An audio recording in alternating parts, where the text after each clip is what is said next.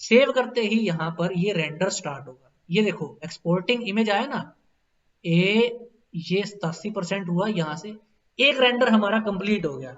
अब कहने का मतलब ये वीरे में जब हम रेंडर करते हैं तो कितना ज्यादा टाइम लगता है, लेकिन ये एक रेंडर हमारा कंप्लीट हो चुका है जस्ट आपके देखते देखते। इसको आते हैं डेस्कटॉप पर, यहाँ पर एस्केप 3D, और ये पीएनजी फाइल हमारी, ये हमारा दी फर्स्ट रेंडर है जिसमें कि हमने कोई सेटिंग्स को देखा भी नहीं है, छेड़ा भी नहीं है, जस्ट एक रूम खड़ा किया फटाफट से स्केचअप के अंदर, एस्केप लाइब्रेरी से 2-4 कुर्सियां उठाई और इसको रख दिया। ये हमारा आउटपुट निकल के आया है एस्केप के साथ, बिना किसी रेंडर सेटिंग्स के। अभी तक क्लियर है ये चीज का? जी सर क्लियर है। इसमें कोई डाउट हो शुभांकर अभी तक में? नहीं सर क्लियर है सर। आगे चले? Yes sir. ठीक जी है, सर। ठीक है। इस इमेज को एक बार क्लोज करते हैं। कहने का मतलब ये कि रेंडर कितना इजी हो गया। रेंडर का मतलब कि रेंडर पे क्लिक किया और रेंडर हो गया।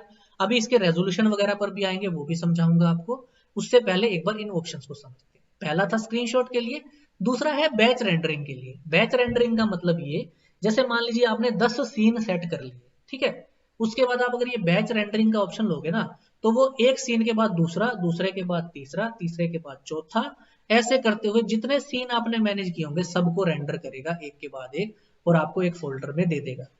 उसको फिर आप चाहे तो एनिमेशन बना सकते हैं। अब जैसे फेजिंग इफेक्ट था, मैंने आपको स्केचअप की क्लासेस में एक चीज बताई थी, डायनेमिक कंपोनेंट।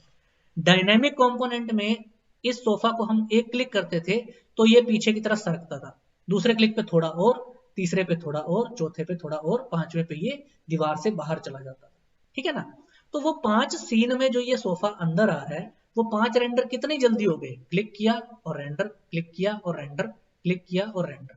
तो ऐसे 5, 7, 8, 10 जितने सीन आपने बनाने हैं, जो फेजिंग इफेक्ट आप समझना चाहते हैं, जो फेजिंग इफेक्ट आप लोग बोलते हैं कि हमें फेजिंग इफेक्ट का एनिमेशन रेडी करना है, उसमें होता यही है, जमीन में से बेड प्रकट हो रहा है, दीवार में से सोफा अंदर आ रहा है, ऊपर से सीलिंग में से पंखा एकदम से अंदर आ गया, ठीक है ना।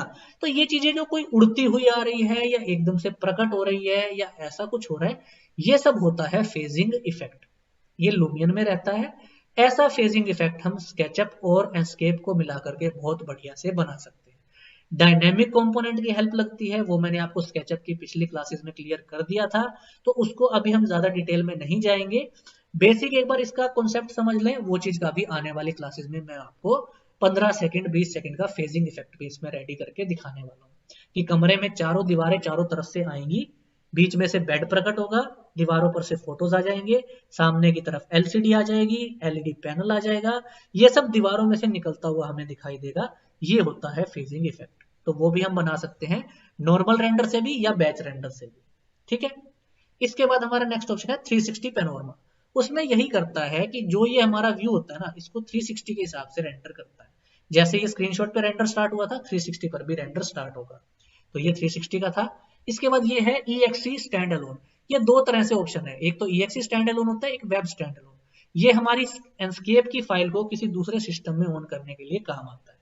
अब इसमें डिपेंड ये करता है कि EXE स्टैंड अलोन हो या वेब स्टैंड अलोन, एक नेट से ओपन होगी, एक नॉर्मली ओपन हो जाएगी। बाकी इसमें इसकी अभी जरूरत नहीं है, आगे मैं आपको ये चीज ओपन करके भी दिखा दूंगा। मैं आपके साथ एक्स वाली फाइल भी शेयर कर दूंगा और वेब वाली भी। आप उसको ओपन करके देखोगे तो आपको समझ आ जाएगा कि विदाउट एस्केप या कैसे हम एक फाइल का प्रीव्यू देख सकते हैं ऑनलाइन, तो उसमें ये काम आता है, ठीक है।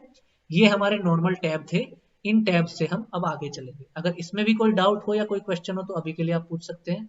प्रवीण भाई क्लियर है? सर इतना क्लियर है जी शीतल क्लियर है ना?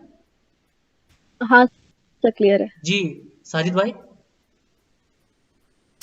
जी सर क्लियर। शुभांकर? क्लियर है सर। मोहन?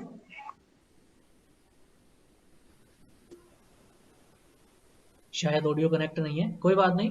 अगर मोहन कोई डाउट हो तो आप मैसेज कर लेना, भले ही कॉल के अंदर भले ही व्हाट्सएप पर।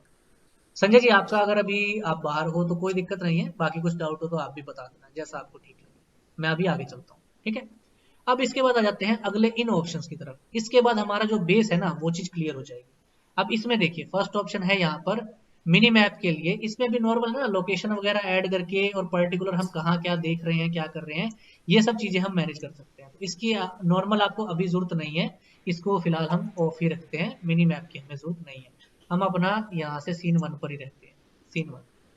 सुजीत अगर कोई डाउट हो तो बता देना, आप अभी डिस्कनेक्ट हो गए थे, अगर कोई डाउट रहा हो इनमें तो आप बता देना, ठीक है?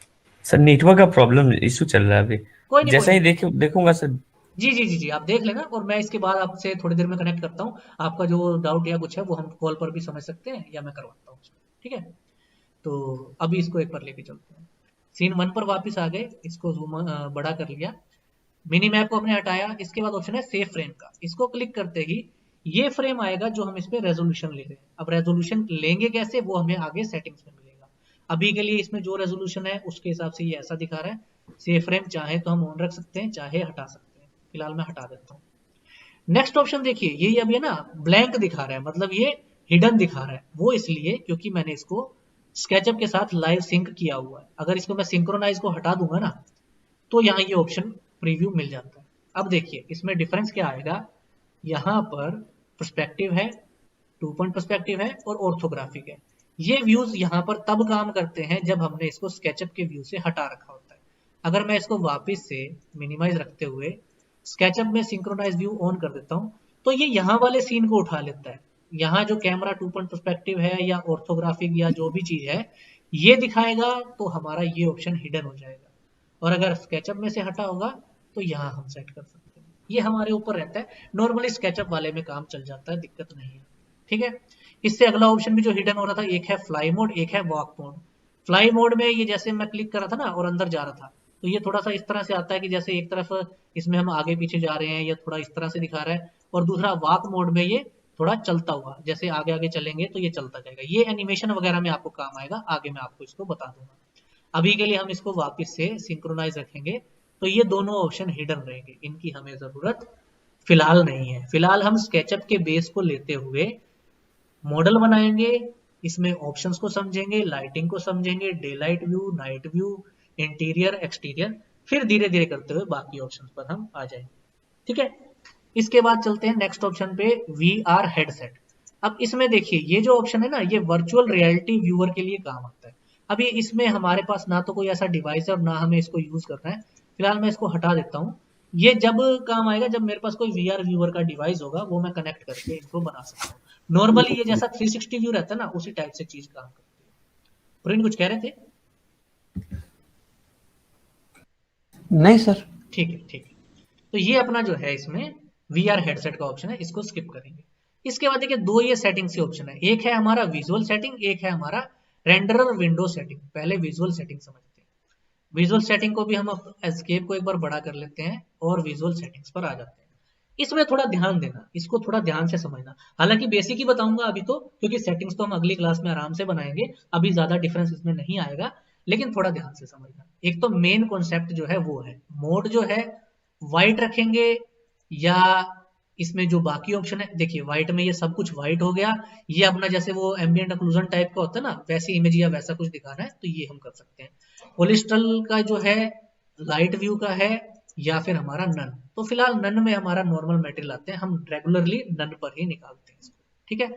आउटलाइन की इसमें कोई ज्यादा वो नहीं है, ये हमारा जो एम्बिएंट ऑक्लूजन होता है ना उस तरह से काम करता है।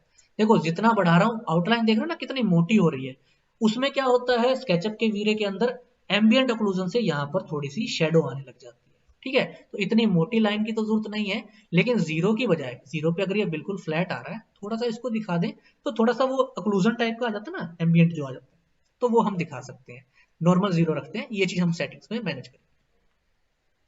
कैमरा में देखिए ऑटो एक्सपोजर है, ये उधर लाइव सिंक है इसलिए पर्सपेक्टिव और ये लॉक आ रहा है। अगर स्केचअप में से हटा देंगे यहाँ से लाइव सिंक को तो ये ऑप्शन हम यहाँ से ले सकते हैं, ये आपको अभी बताया था, ठीक है ना? ऑटो एक्सपोजर है, अब मैंने यहाँ से हटा दिया, यहाँ से हटाकर एस्केप में अब इसको देखते हैं।